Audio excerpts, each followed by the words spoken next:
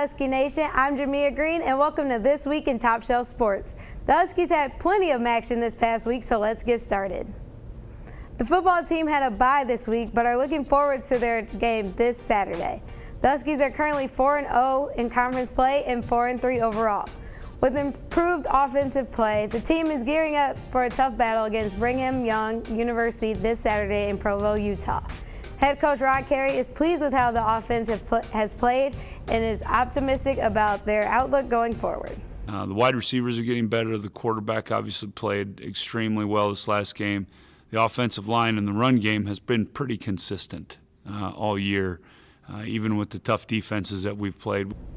On the hard court, the volleyball team won its first 5-set match this past weekend over Ohio. The Bobcats held a 2-1 lead headed into number 4 set.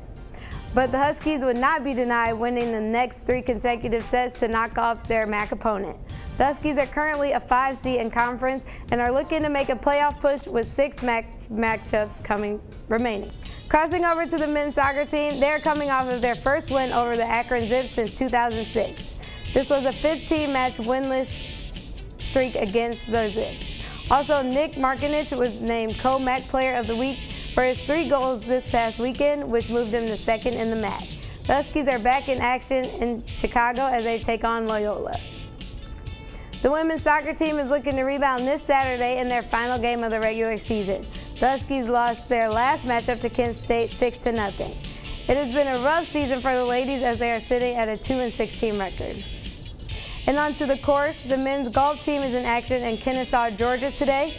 After the first 2 rounds, the Huskies sit at 10th out of 11 teams. Senior Salvador Roja is pacing the Huskies. He currently sits at a tie for 11th place.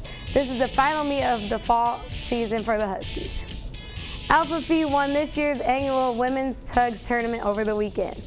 Alpha Phi and Sigma Sigma Sigma battled it out in the championship round for first place bragging rights. The match lasted nearly 40 minutes before Alpha Phi was able to pull out a close victory. The sorority took home first place honors for the first time in over 10 years and will be aiming for another championship run in fall of 2019.